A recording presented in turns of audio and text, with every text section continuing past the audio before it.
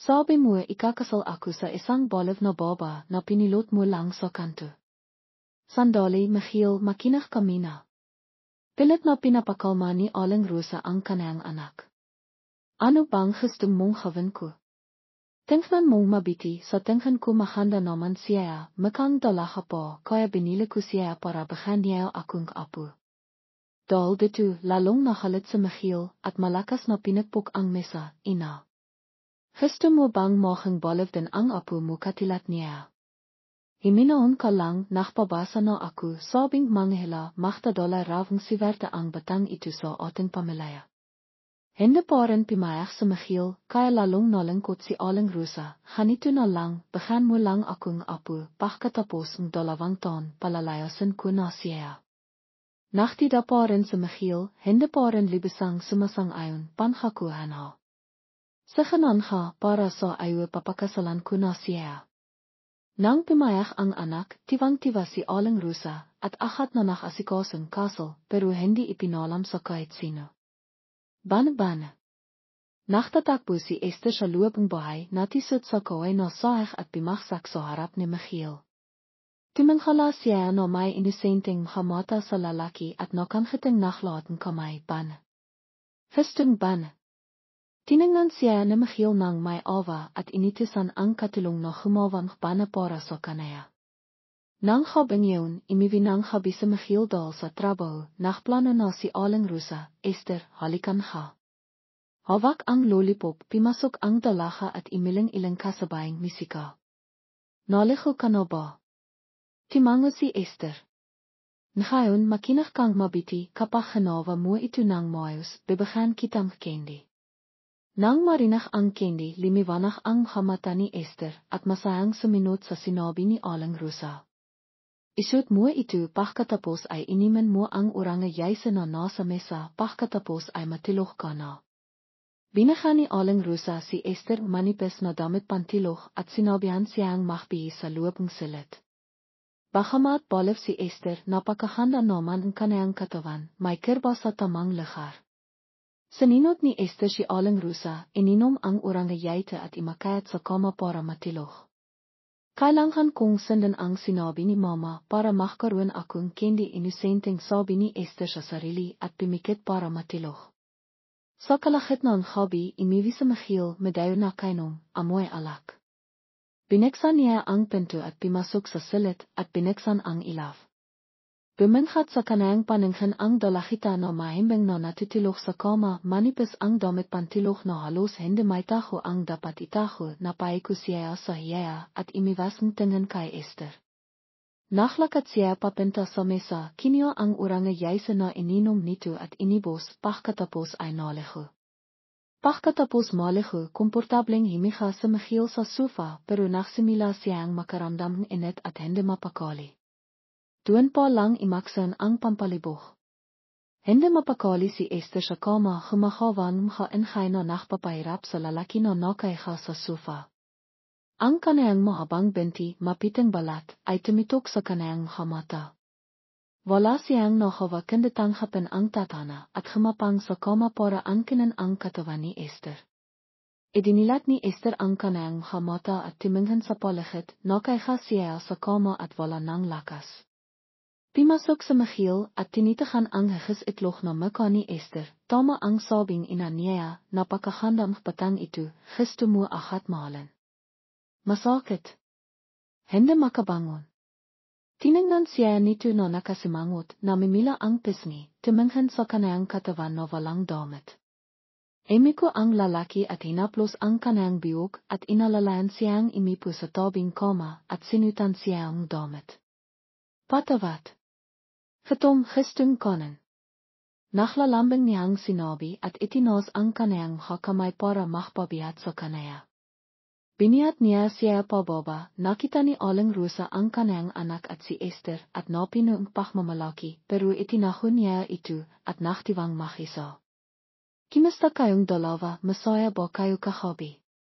Tiwang-tiwa na tanong ni Aling Rosa sa kanayang anak na ikinaya niya. Tama ang sabing manghila, siwerten ha ang batang ito sa atin, ngayong taon makakaroon na akong apoy, isip ni Aling Rosa. Dolawang biwan ang limipas, bentes nga si Esther, pinakpawalani aling rusa ang lahatng normal na pachtakbo nito. Araw-araw na lang siyang kimakain at nanunwitend, medayo nababakot si Esther. Gusto ko nang maklaro pero kapag naklaro ako, papalain ako ni mama. Imalanghav ang kanta ni Esther sa buong silit, parang nabawasan ang pagkabakot. Biglang may malakas na aram ang imalanghav. Masakit. Imakulhul si Esther, niyakap ang kanayang tiyan at sumandal sa khilitng kama. Nachmamadaling tumakbo si aling rusa mila sa katabing silit at natarantang tinawak ang hataw para dalhin siya sa ospital. Esther, hiwag kang makalala, mahal kita. Tinapik niya ang balikat ni Esther, niyakap siya at hinimas ang likod. Mama, masakit. Pagkatapos ng ilang sandali, dinala siya sa ospital para makpatingin, hindi mapakali si aling rusa, nakdarasal para sa kaligtasan nilang mag-ina. Nandito ba ang pamalayang pasyente? Opo. Kimusta na po ang manihang ko, Dok? Dahil sa pagkakabagsak ng dalaga, nagkaroon malakas na paghahanap sa kanayang tiyan, ngunit sa kabitihang palat ay walang malabang problema. Kailangan niyong alakan siyang mabiti at iwasan ang malalakas na pagkabigla. Salamat po, Dok, maraming salamat po. Tiwang-tiwa si aling rusa na ligtas ang kanayang apo sa Girodal, maraming beses siyang gumawan kabitihan kaya hindi kinihan Diyos ang kanayang apo. Timinghan siya sa pinto at nakita si Esther na mahimbing na natutulog, ang kanayang mapit lang maka ay nakakawa. Mama, kimusta na si Esther? Nang marinig ni Michiel na bimaksak siya, dimiretso siya sa ospital, iniwan ang lahat ng kanayang kapagpipilong. Okay lang siya, sabing doktor, biti na lang at okay ang sanghol sa kanayang tiyan, kung hindi baka naimatay na ako. Naka nga nang maliwag sa Michiel, nakalala siya na may mangyari sa mag-ina, kung mangyari iyon, pagsisisihan niya habang bihay.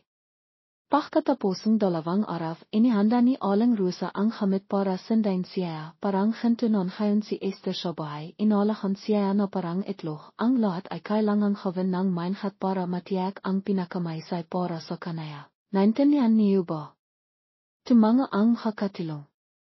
Gumawan masasarap at masustansang pagkain para pakainin si Esther. Gitom na ako, gusto kong kimain. Nakisang siya sa kalahitnan hobby at gusto niyang kimain, kailangan niyang kimain. Ano ang gusto mong kainin? Mangha, kamyas. Sabi niya habang nakatingin sa kanaya. Kinihan ni Michiel ang kanayang telepono at nak-order, nahatid ang delivery boy sa kalahitnan hobby. Magandang hapon po. Magandang hapon po. Ikinwes niya ang kanayang hakamay, napakabait ng kanayang buses. Ano ang susunod na gagawin? May tinuhong isip, tumayo si Esther at himalik sa pisngi ni Michiel na ikinahilat ng lalaki at namila ang kanayang pisngi. Sino ang naktiro sa ayon na gawin iyon? Haplos niya ang nuwan niya, pinang-pinung pagmamal ang kanayang hamata. Nakita ko sa pelikula na kailangan gawin iyon. Kiniani Esther ang malaking bakang mangha sa kamay niya at kimain napakasarap habang nakatingin sa kanaya.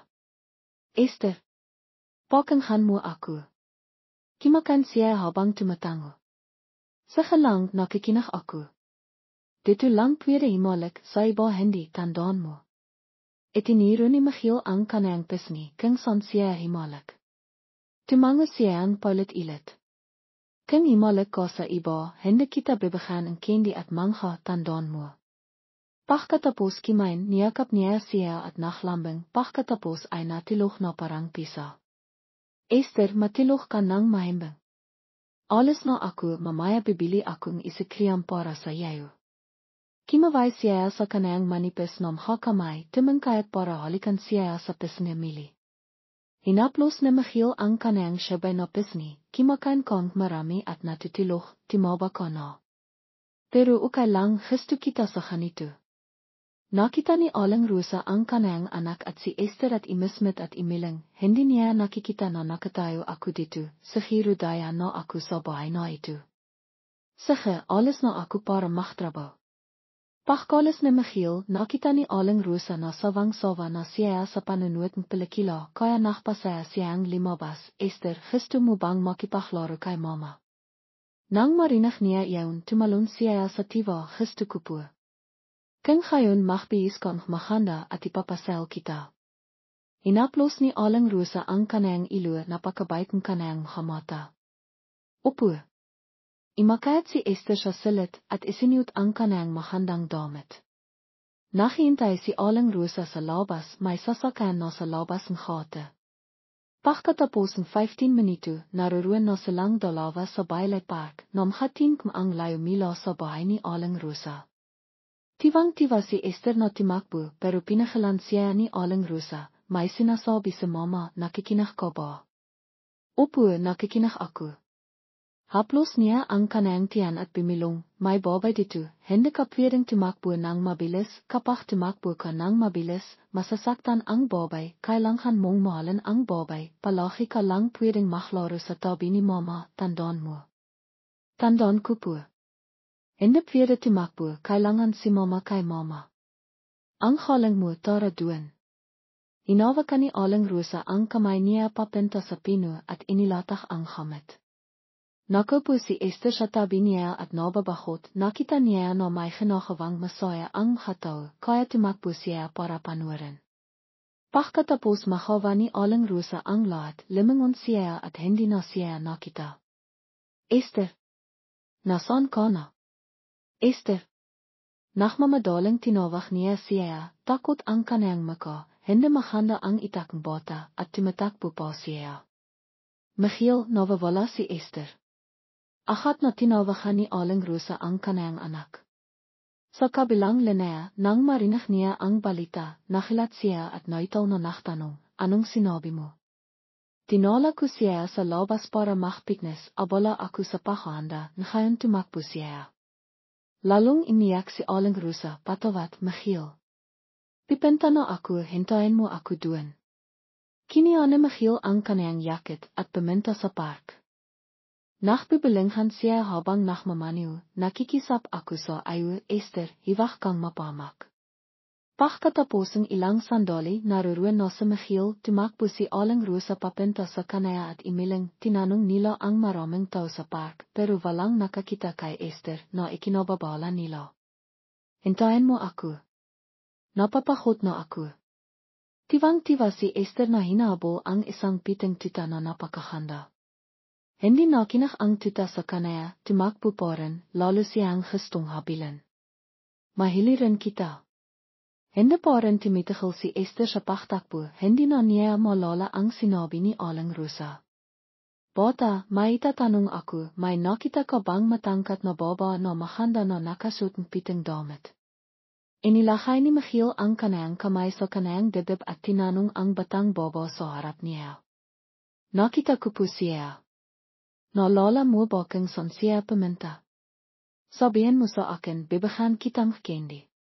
Sinabing bata ang lahat kay Michiel at itiniro ang kakibatan. Binigyan niya ang batang pera at tumakbo siya. Esther! Nasaan ka na?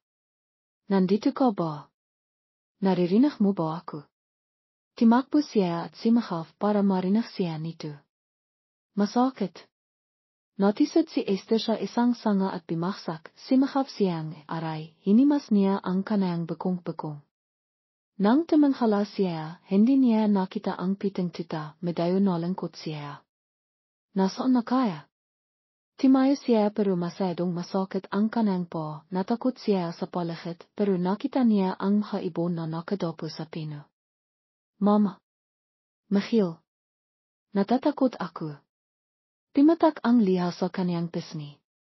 Walang sumagot sa kanaya na ikinahilo niya. Michiel. Mama, talanghan niyo ako. Nakakatakot ang halimaw na ayon, bakit niya ako dinidilan? Nang hanhinag ang buses ni Esther, tinitahan niya ang ahas na papunta sa kanaya, dahan-dahan siyang imatras, pero papalapit ang ahas. Esther. Naririnig mo ba ako? Nararamdaman ni Esther na may tumatawag sa kanaya. Simahaf siya, talanghan niyo ako. Talanghan niyo ako, Michiel.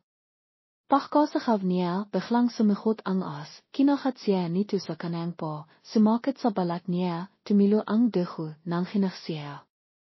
Masakit. Iwag mo akong kagatin, masakit. Tinitahan niya ang as na may liha sa kanang mata, tapos naktilam ang kanang panangan. Esther.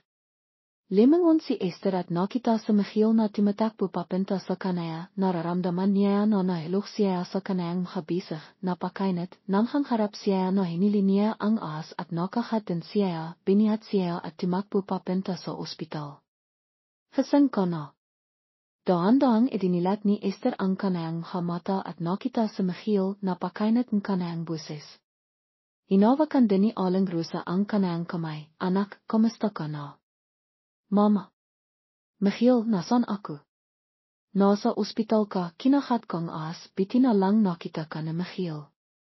Sinabihan ni Michiel ang ina niya na bimiling ligaw para sa kanaya. Ang nangharin ngayon ay nakapekto sa sanghol sa kanayang tiyan. Pagkalis ni Aling Rosa, tinignan niya siya ni Michiel na may galit, ang tapang mo, mamaya pagkawi mo, papalain kita.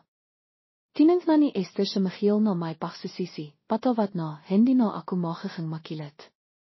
Naklalambing ang kanayang buses habang inalok siya, pero hindi gumalaf ang lalaki.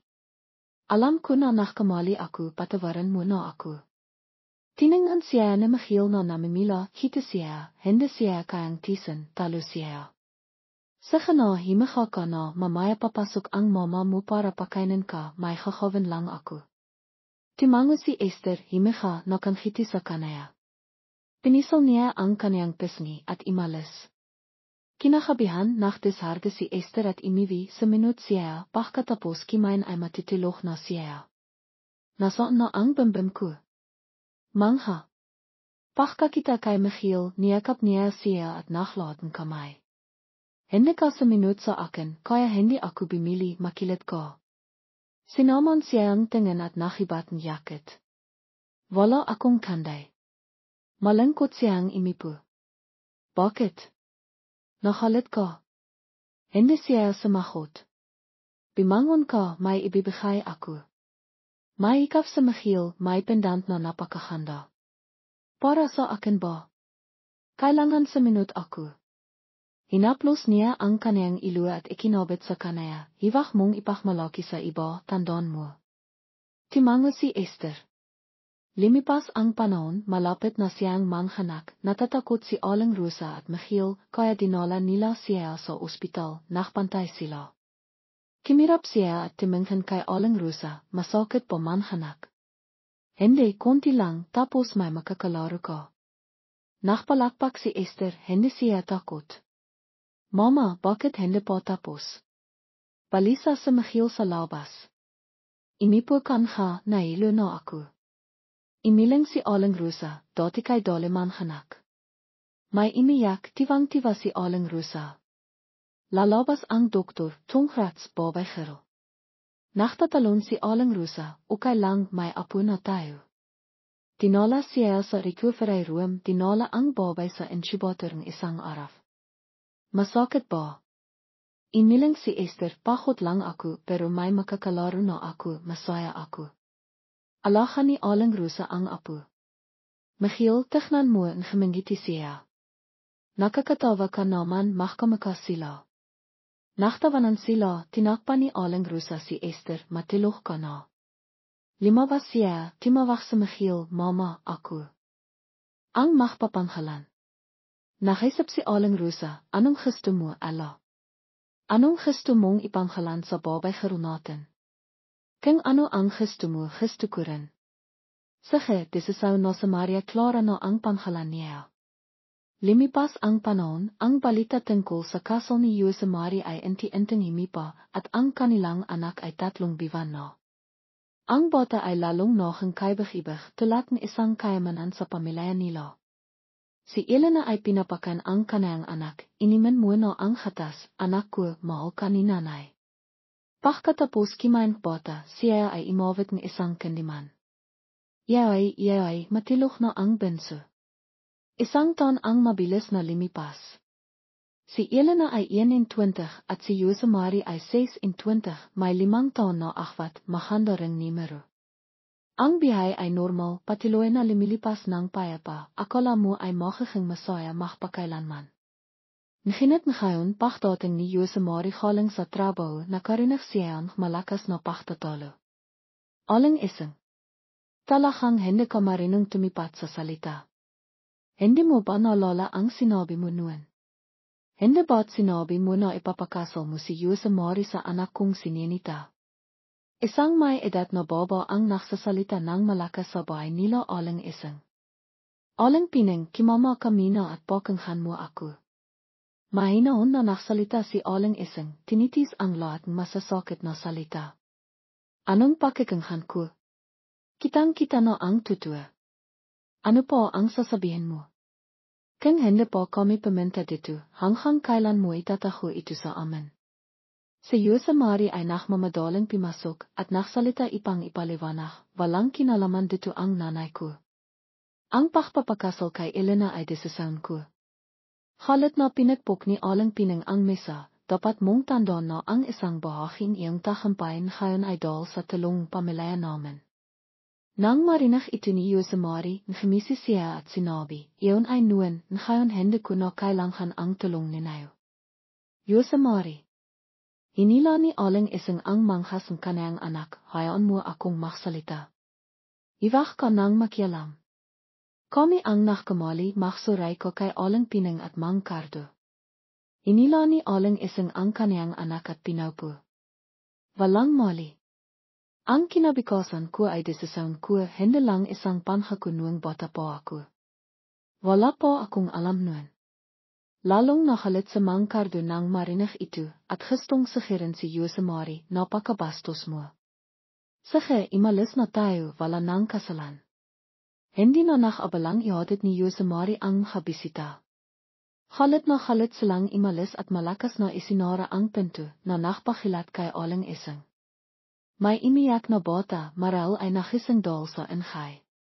Ibinaksak ni Josemari ang kanayang bag sa ipuan at timakbo papasok. Imiko siya at hinalikan ang pisnging kanayang anak, Maria Clara, anong nangyari? May gusto bang sabihin si Elena sa akin? Sino ang hadimating kanina? Nakita kong naktatalo sila. Okay lang ako, hiwag kang matakot. Maklaro ka na lang kasama si Maria Clara. Inaplos niya ang ilo ni Elena at niyakap siya ng mahigpit. Sa sandaling ito, si aling pining ay halit na nagsasalita sa telepono, Nenita, hiwag ka nang imiwi. Manatili ka na lang diyan. Nay. Hiwag kang simahaf, masakit sa tainga. Nakabili na akong ticket, bikas na ang balak ko. Nagtanong si Nenita, hindi maintindihan kung anong nangyayari. Kahapon gusto siyang pawin, tapos ngayon pinapawin siya. Anong nangyayari? Sabihin mo sa akin. Bakit ka nagpapalihoy-lihoy? Hindi ba't sinabi mo na babalik ako para sa engagement kay Josemari? Wala nang engagement, wala nang kasal. Nakapag-asawa na si Josemari at may anak na. Babalik ka pa ba para maging kabit niya? Narinig ni Nenita ang tungkol sa asawa at anak at nakilat siya. Halos mabitawan niya ang kanayang telepono. Nay, anong ibig mong sabihin? Si Josemari paano nangyari? Nagpakasal na si Josemari at may anak na baba. Kumiyom ang kamay ni Nenita, halit na halit siya. Nakalimutan na ba niya ang panghako niya noon? Kalimitan mo na siya, hanapan ka namin mas magandang lalaki. Hindi ka maaaring magpakasal sa isang takso. Pero ako. Hindi makapagsalita si Nenita. Wala nang pero-pero. Sinabi ko na, isa ay isa, dalawa ay dalawa. Hiwag kang sumagot. Irong naman ang lahat ng investment sa kampanya ni Josemari. Seryoso na sinabi ni aling pining. Bibigyan kita ang 3 buwan kung mapapapirma mo siya sa annulment papers. Ayaw kong maktisa ang anak ko na intindihan mo. Nay, pakisap, bigyan mo akong 3 buwan. Sa ganoon ha, talo na ako sa iyo. Hindi makatanggi si aling pining sa kanayang anak. Maal kita, nai. Nagbadalang flanke senenita. Nginit pagkatapos ibawa ang telepono, ang kanayang hamata ay nakbago, naging malamig at nakakatakot, babalik ako para tingnan kung sino ang babaeng napaibig kay Yosemari, impakta. Pinapaka ni Elena ang kanayang anak at nakbibiru sa kanaya. Gustong-gusto ni Elena ang habata at dati gustong-gusto niyang makipaglaro sa habata. Elena, dito ka lang sa bahay. May pupuntahan lang ako, babalik din. Ako agad. Bantayan mo ang bata, hiwag kang lalabas. Tumango si Elena nakpalam kay Aling Ising at pinakpatiloy ang pagpapakain sa kanayang anak. Pagkatapos kimain bata natilok na rin siya. Nakatilok rin si Elena. Hiwag. Bigla siyang simagaw, sumasayaw ang kanayang kamay sa hangin at nakbibilanghan. Bigla siyang nagising at pawis na pawis. Tuminog ang doorbell. Imailing na paminta si Elena para buksan ang pinto. Nakita niya ang isang baba na halos kasing edad niya, may dalang maleta, nakasalaman at mahanda. Sino ka? Nagtatakang tanong ni Elena. Gemisi si Nenita, ang pangit mo naman. Katilong ka ba dito? Buksan mo na ang pinto, bakit ka nakatilala? Balak ka ba? Hindi maintindihan ni Elena ang sinasabi niya, akala niya asawa ito ni Yosemari. Tumango siya, upo. Hiniila ni Nenita ang kanayang maleta papasok, sinasadayang bumangha kay Elena kaya siya natimba, suray, hindi ko sinasadayo. Pakiayos ang sapatos ko. Inusenting isinip ni Elena na hindi sinasadayo at ngimiti, okay lang po. Pasok po kayo at iminom tibak. Ginawa ni Elena ang lahat ng itiniro ni Aling Ising, dapat ratihan ang habisita ng mabiti. Inayos ni Elena ang sapatos ni Nenita at kimihang tibak. Iminom po kayo. Binigyan niya si Nenitang isang basong yaisa. Yabot mo sa akin. Marta si Nenita, hindi tumitingin kay Elena, kiniya ang baso at iminom, ano to? Anong nilakay mo dito at napakalat? Nilakhan ko po ang asukal. Kung ayaw mo sa akin, sabihin mo na lang, hindi mo kailangang maktaho. Wala akong ginawa. Hiwag mo akong pakamalan. Nasaan si Aling Ising? Nasaan si Yosemari? Imalis si Aling Ising at nasa trabaho si Yosemari. Nakilat si Nenita nang marinig na tinawag ni Elena si Aling Ising na nanay. Tinawag mo si Aling Ising na ano? Nanay. Sinabi ni Aling Ising na dapat siyang tumawag ng kanan. Hindi makapaniwala si Nenita. Bakit ka nandito? May narinig akong busesong lalaki. Dumating si Yosemari sa tamang oras, hinila niya si Elena sa likod niya at tiningnan si Nenita. Kailangan ko bang maktaho? Nakita ko rin naman siya. Timahimik ka. Nilakpasan ni Nenita si Yosemari, himinto at pimilong sa kanaya, hindi ko akalain na kanayan ko kapangat pimiling baba. Pagkatapos ngimiti siya kay Aling Ising, magandang araw po. Ngimiti si Aling Ising, pero hindi siya mapakali, natatakot siya na may mangyari kay Elena. Inila ni Elena si Yosemari, pinaupo siya at pimilong sino siya. Ang handa niya, ngayon lang ako nakakitang kanayang kahandang baba. Hinawakan ni Yosemari ang kamay ni Elena, tiningnan siya sa mata at sinabi, hiwag kang makikinig sa kanaya, naintindihan mo. Bakit? Hiwag ka nang magtanong. Masama siyang tao, bantayan mo ang bata, hiwag mo siyang papalapitin, naintindihan mo. Tumango si Elena. Masama siyang tao, hindi ako makikipaglaro sa kanaya. Hindi na niya kailangang maglito, paminta si Nenita sa palengke at naglito para sa buong pamilya. Kailangan lang ni Elena na pakainin ang kanayang anak, patilihin at kimain. Ipakilala ko sa iyo si Elena, asawa ni Yosemari, may anak na silang baba. Ngimiti si Nenita kay Elena pero natakot si Elena sa kanayang ngiti. Elena, si Nenita, kaibigan ni Yosemari. Upo. Kahit na mabait si Aling Ising, hindi siya mapakali. Sa hapinan, paulit-ulit na naklalakay si Nenita ang pagkain sa plato ni Yosemari kaya hindi natiwa si Elena. Alam ni Yosemari kaya nila khandia ang platu ni Elena ang paborito niyang pakain at nahimiti siya. Ang sweet niyo naman ang saya niyo. Sinabi ni Ninita nang nakita niya kung paano siya alahan. Salamat makasava po sa kami. Ilang araw na naktatrabaho si Yosemari, si Aling Isang naman ay nasa bahay kasama si Elena. Naktatrabaho si Yosemari pero paminsan-minsan ay tinitingnan niya ang kamera sa bahay. Natatakot siya na may gawin si Ninita kay Elena kaya nakpakabit siya ang kamera. Elena, pakikyo akong halay, hindi ako marunong mamiling halay. Tinatilok niya ang kanyang anak at tumakbo pababa.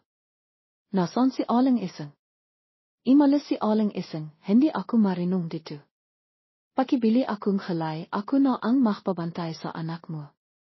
Bantayan ko ang anak mo, babalik ko rin agad. Kiniani ni Ninita ang bota at imarta na parang mahal niya at inihoy para hindi umiyak. Bilisan mo ha. Mag-ingat ka.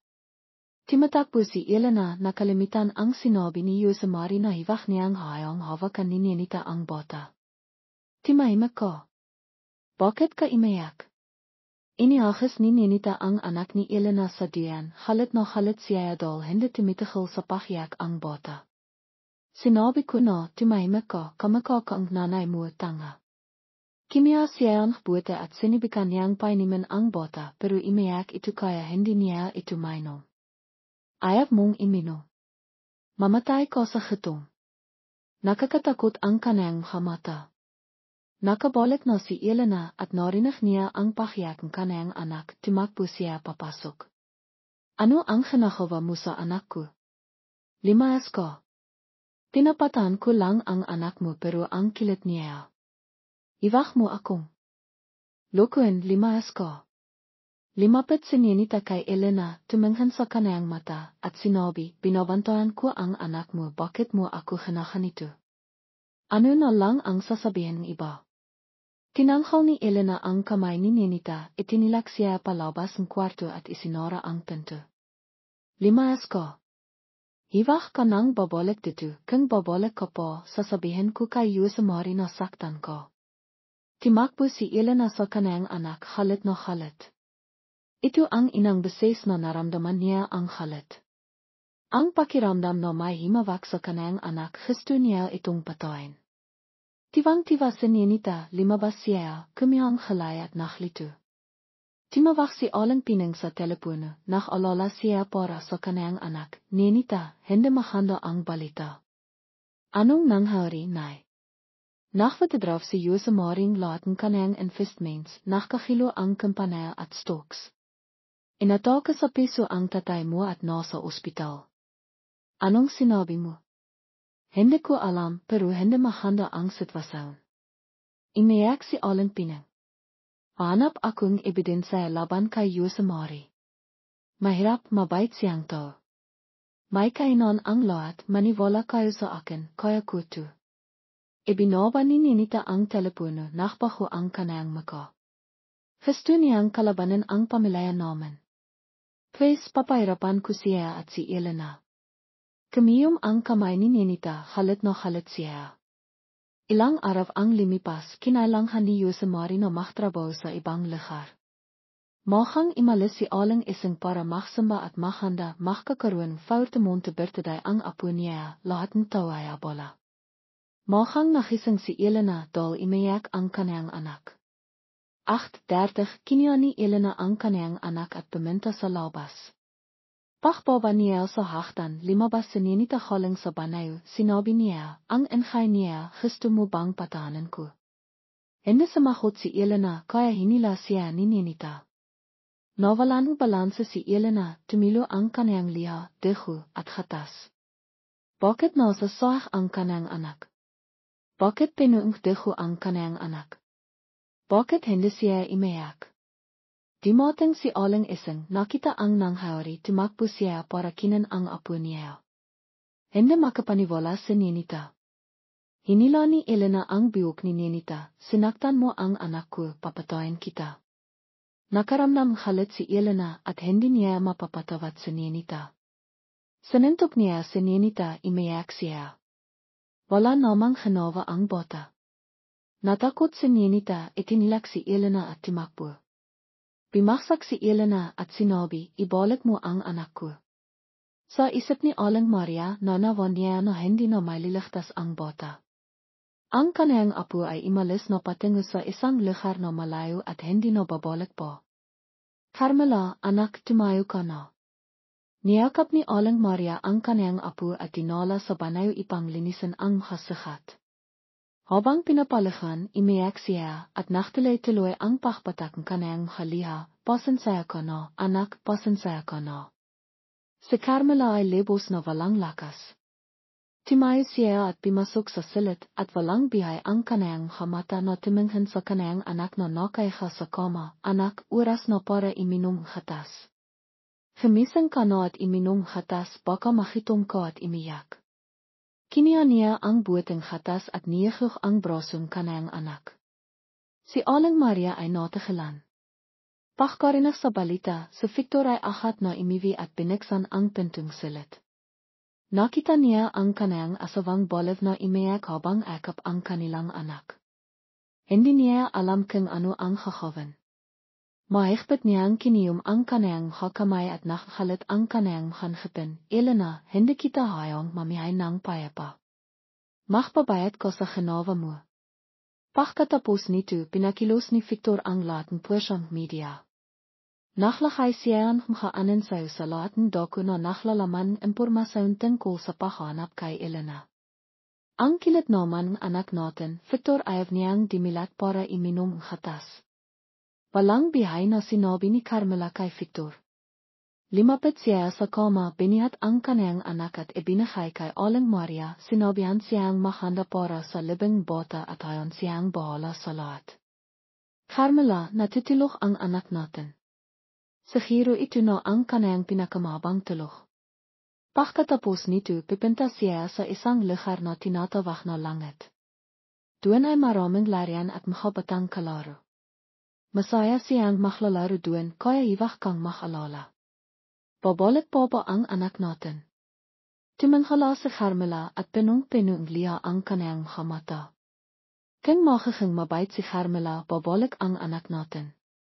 Naintindihan mo ba? Kung magiging mabait ka, mahal na mahal ka ang anak natin. Pero bakit hindi pa rin siya bumabalik? Mahal na mahal ko rin siya. Hindi ba't masaya kang nakikipaglaro sa kanya?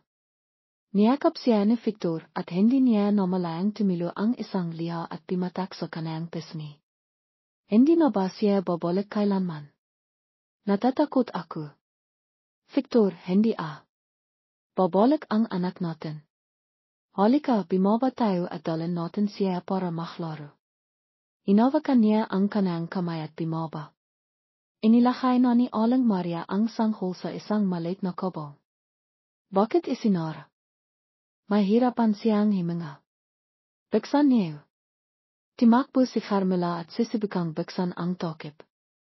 Inawakan ng kanyang kamay ang mapitlang mukha ng kanyang anak. Inila siya ni Victor at sinabihan ang makakatulong na tapisan ang lahat sa lalong madaling panahon. Ang arawang ikapat na biwan kapanghanakan kanyang anak na baba ay siya ring araw na siya ay imalis sa mundong ito magpakailanman. Dalawang araw pagkatapos mawala ang kanyang anak, kinailangan ni Victor na ikilong siya sa silid dahil hindi niya kayang hayon siyang limabas ng mag-isa. Nanatili pa rin si Carmela sa kanyang kalagayan.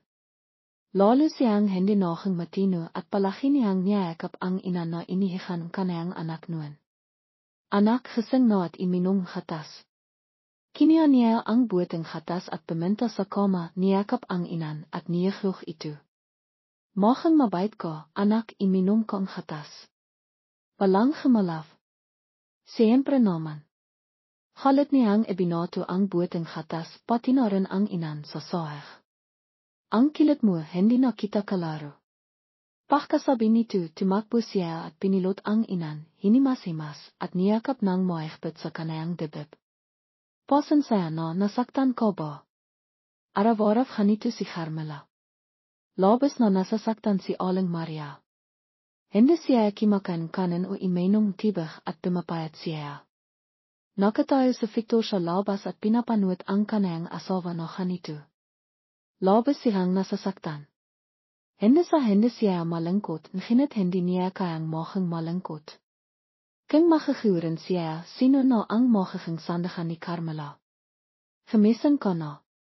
Sinabi ko na naglalaro lang ang anak natin. Kung hindi ka magiging mabait, hindi na siya babalik kailanman.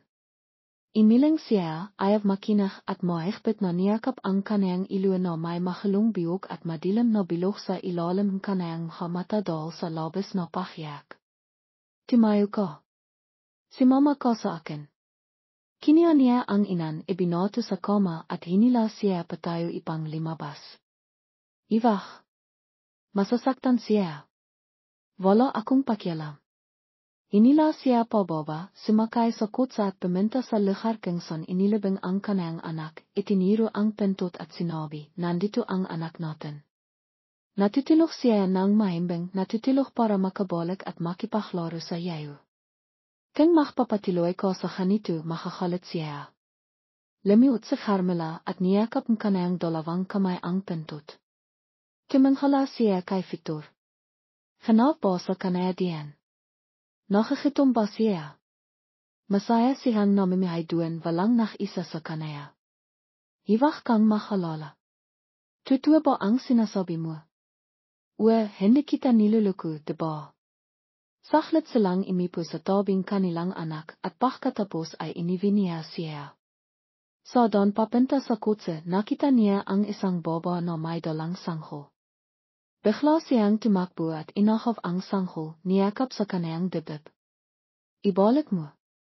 Ibalik mo ang sanghol kay Carmela. Balik ka ba? Ano bang problema mo? Ibalik mo sa akin ang anak ko. Walang nakawa si Victor kundi panuorin ang nangyayari. Imiling na lang siya, hindi niya alam kung kailan malalampasan ni Carmela ang sakit na ito. Ibalik mo sa akin ang sanghol. Imiling si Carmela at hindi siya pimayag. Pasensya na po kayo. Kamamatay lang po kasing anak ng asawa ko kaya hindi po siya masyadong matino. Hanayan po talaga siguro ang ina na nawalan ng anak. Napilitan na lang pimayag ang baba. Inila siya ni Victor at malambing na sinabi, Carmela, ibigay mo sa akin ang bata, tutulungan kitang ihatid siya pauwi, gusto mo ba? Nakakalihan na tumingin si Carmela sa baba at pagkatapos ay nakalangan na ibinigay ang sanghol kay Victor. Kiniha ni Victor ang bata at ibinalik sa baba. Nakilat si Carmela at sisibikang akawin ang bata, ngunit pinakalan siya ni Victor. Imiyak siya ng malakas, ibalik mo. Ibalik mo ang sanghol. Biniyat siya ni Victor at dinala sa kotse at imiwi sila. Dahil sa sobrang pagod sa pahyak, nakatilok si Carmela nang hindi niya namamalayan. Nakikipag-isap si Victor sa telepono. Tinanong niya ang kanayang malapit na manager, mayroon na bang balita tungkol sa kanaya. Sa kasamang palat, boss, mukhang naktataho ng mabiti ang baba. Walang nakilat tungkol sa kanaya. Palakiin mo ang pabiya. Kung sino man ang makakanap sa kanaya, makakaroon agad ng 10 milyong piso sa kanayang atyant. Mabilis na kimalat ang balita at lahat ay nakakakilo. Walang website na hindi nabanggit ito. Sa nakalipas na araw, si Aling Maria ay nanatili sa bahay at inalahan si Carmela dahil natatakot siyang baka makisip itong masama. Sa tanghali, imiwi si Victor at narinig ang doorbell. Tiningnan katilong at sinabi, nandito po ang kamahalang ni Elena. Timayak siyang makipagkita sa kanila. Nakikisap kami sa yayo. Patawarin mo na si Elena. Nakawa niya lang yun dahil sa halit. Dahil sa halit? Patawat. Ngimisi si Victor. Ngimiti siya ng may sakit. Sige pero may isang kondisyon ako. Sabihin mo lang, kahit ano pa kung kaya namin, sisibikan namin. Tiningnan ni Victor ang kamahalang ni Elena. Tumingin siya sa ibang direksyon patungo sa kanayang silid. Bihay ninayo ang anak ko. Kung makakawa ninayo yaon patatawaran ko ang anak ninayo. Nakilat ang kamahalang ni Elena at nakmadaling itama ang kanilang sinabi. Limi utsi aling Elena sa kanayang ponan at niyakap ang kanayang mga binti nakikisap. Victor nakikisap kamo sa yayo. Bata pa siya, kaya patawaran mo na siya. Tinilanghan ni Victor si aling Elena na tumayo at pinaupo sa ituan. Iwag po kayong makanan baka mapoka ang kamatayan ko. Hindi pa po ako karapat dapat na tumanghap ng inayong pakisap. Sasabihin ko na lang po ng diretso ang bihay ay dapat bayaran ng bihay. Kung hindi siya susuko mas madadaktahan po ang kanayang kasalanan. Hindi ako makpaparaya. Imalis na po kayo. Victor nakikisap kamo sa yayo. Patawarin mo ang aming anak. Handa kaming gawin ang lahat ng gusto mo. Gusto lang din namin na mabiyay mili ang aming apo. Kung makakawan ninayo iyon ititakal namin ang pahanap sa anak ninayo. Limabas si Aling Maria Milo sa silid at naksalita. Nairita na siya sa dalawang matandang ito. Kung minsan ay galit, kung minsan naman ay lumiliot at nakikisap, makadiwag. Ihatid ninayo sila palabas. Tinilanghan ni Victor ang kanayang ina na pimasok sa loob at sinabihan ang katilong na ihatid ang mga bisita pauwi. Anak, paano na si Carmela? Natatakot ako. Natatakot ako na baka makisip siyang masama.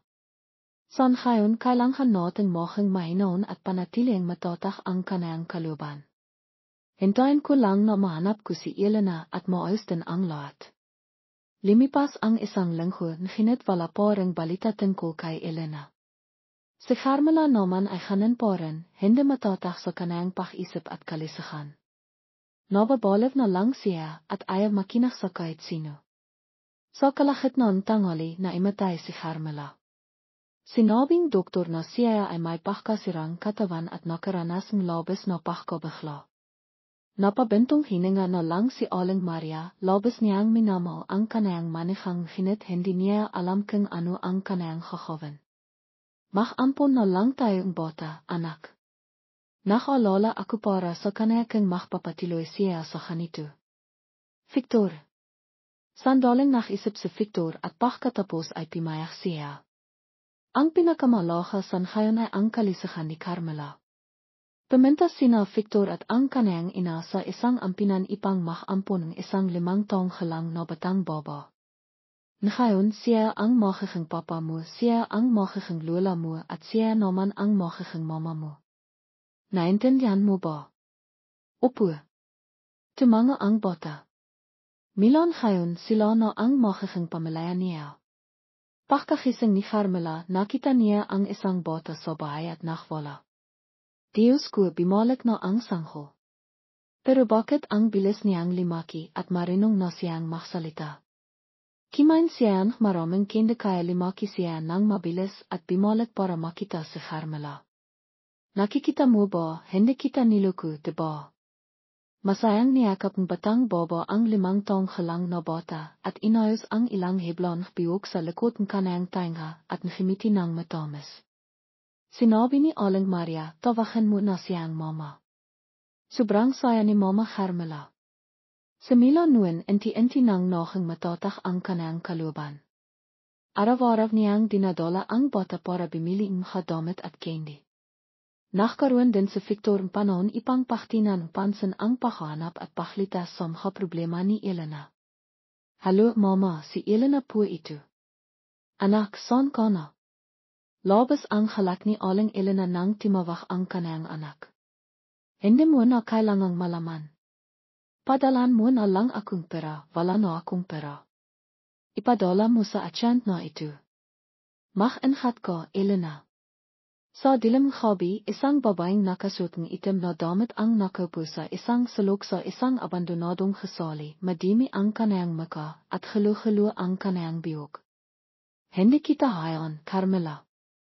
Sinabi ni Elena. Malapit na. Kinabukasan, hayaan dati dinala ni Carmela ang kanayang anak sa parke para mag-iasyasayo sa imaha. Pagkatapos ng 5 minuto, gusto niyang pumunta sa banayo at sinabihan ang kanayang anak na maghintay sa kanaya. Sumang-ayon ang bata at imipo sa diyan na naklalaro ng mag-isa. Limapit ka rito, anak. Tinengnan bota ang baba at masayang seminut sa kanaya. Tinatawag mo po ba ako? Gusto mo bang kimain choka? Isasama kita para kimain choka. Kimirap-kirap ang hamatan bota at pagkatapos ay imilang. Sabi po ang lola ko, hindi po ako pwedeng kimain kahit anong ibinibigay ng estrangero. Hindi naman ako estrangero. Kaibigan akong mama mo, ang mama mo ay si Carmela, diba? Pagkatapos ng ilang sandaling pag-isip, sa wakas ay nakpasayaran siyang si mama kay Elena. Timawa siya nang nakakatakot. Bimalik sa Carmela mila sa banayo, ngunit hindi niya nakita ang kanayang anak. Agad siyang timawag kay Victor. Nawala ang anak natin. Hindi ko siya mahanap. Madaling pumunta sa Victor sa kanaya. Si mama rin ang katulong para tumulong sa paghahanap. Pimasok si Elena sa isang itikriam soap binalan. Ang batang strawberry itikriam at sinama siya sa paglalakad sa kalsada. Inaanap ni Victor at Carmela ang kanilang anak. Lumabas si Carmela sa panghinaan kalsada. Nanlaki ang kanayang mata nang makita ang kanayang anak na kasama si Elena. Tila nakita rin siya ni Elena. Nalala niya ang nangyari noon. Nakakalihan simahaf si Carmela. Michaela. Halika rito. Halika kay mama. Timakbo siya sa kabilang banda, hindi alintana ang hasasakang dumadaan. Lumiut si Elena at sinabi, pumunta ka na sa mama mo. Paalam na. Nakimiti si Elena, hinintay ang magiging resulta. Binitawan niya ang kamay ni Michaela at nakawa ni Victor na makita si Elena. Dumating ang ambulansa. Niyakap ni Carmela ang kanayang asawa at imiyak ng malakas. Nagmadali rin si Aling Maria sa ospital. Victor, pasensya ka na. Kasalanan ko. Nakakalangkot na tiningnan ni Aling Maria ang kanayang anak. Ilan pang dahok ang kayang tanggapin ni Carmela. Hindi naman mamamatay si Victor. Iwak kang imiyak. Mila sa bulsa kinuha ni Aling Maria ang telepono, nakipag-isap sa kabilang linaya. Elena arestado na. Sabi ni Aling Maria. Si Elena nakaupo sa sulok, hindi nagsisi, wala ring remorse. Lumapit si Aling Maria, sinabi niya sa lahat. Tumingin si Aling Maria sa sulok. Tumingin si Elena ang masama sa kanayang direksyon. Mila sa pinto tumakbo ang hamahalang niya at imiyak. Aling Maria, hindi kausap. Manhari lang. Lumiwat at hinawakan ang kamay kay Aling Maria, humihinging tawad. Anak, pinaplano mo magpasakit ang mama mo, gusto mohang mama kasama asawa na ikaw kaya, paano ikaw magtiwala sa amin tumayo si Elena at nagsisihaf, mama hindi pwede. Tinignan ni nanay ang pag-ikali niya, bakit ako nagsusot? Alam mo bakit ako ganito? Sino ang sisihin? Nagisap po ang nagisap na gusto mo anak mo. Bakit ka nakalimitan? Naniniwala ko kung kaya mo ko magpakasal sa pamilya, anong natatanggap ako, hindi ko sisihin ang hataw, mali ako naktitiwala sa inayo. Tumingin si Elena sa baba, tinanda ni Aling Maria ang ilo. Ngimiting may lingkot. Elena, pasensya ka, sinisisi na magsama, ang mama sinisira ang bihay ko pero pinakalan ni Elena. Ngayon ang pahanging tawad pero nakbalik mina sa nangyari. Si Aling Maria na ay maharap kay Elena. Babawian na ako. Pero sa kanan dapat makilong sa loob, kanti sa medali, pagpapasalamat kay Aling Maria sa akin. Pagbalik niya sa bahay para makapagsimilang himiram at magkaroon makabahay. Ng ilang araw lumabas si Carmela malapit sa asawa niya, malal hindi iwan. Kapag nakaupo sa tabi, hindi naktatalo, hindi imahawak ang kamay. Sa gusto niya, bimalik bimiling pagkain sa madalas. Nanduan din gusto magbihis. Kailan magpasang dalan bimiling gustong damit na ikaw? Kailangan kong litain para sa atin, kailan nakisang? Lalaki o baba? Nagisap sina Carmela kay Victor na nanduan walang nakbabaho, napahot si Carmela, nakaupo siya sa kanayang kinalalahan. Hindi na gemising. Tipenta ako sa lalaki at kikinin ko siya, hindi kita makikita. Mutalaga. Alam mo napakagaling mutalaga en nakikinig sila natutuwa. Nakagising ka na gising na tinatakot mutalaga. Pinaalala ni Victor Shamha araw na naghtaan dahil ang sinasabi sa kanya ay sahili. Hinihiyap sa Carmela mahal kita nangina ang katawan para sa kanya. Pagsisakaw hindi na nakakalat. Inalikan pisngi. Para sa akin. Sinabi niya sa mama ko. Si Elena nakya na pakbawi. Walang problema ikaw. Ano pa man nagising ka na napapanahon kang mahanda. Nakpakasal. 3 taon na congratulations sa panghanghanak, laat lalaki at baba walang sakit. Binabati sa pamilya ni Victor ang panghanghanak anak na lalaki at anak na baba. Siniportahan ni Aling Maria ang pahawang anak. Ang lahat pagtatapos mahandang sa lahat ng pagsisikap niya. Sa sesinot na 3 taon dinala sa Amerika para magpahamot. Sa lahat ng pinanghalangan tong bayan. Makilang palang pagpabahawang makilang nakasama niya. Magpahanda at madala sa mahalang na anak na nakmal. Ibalik na mahang Masaya.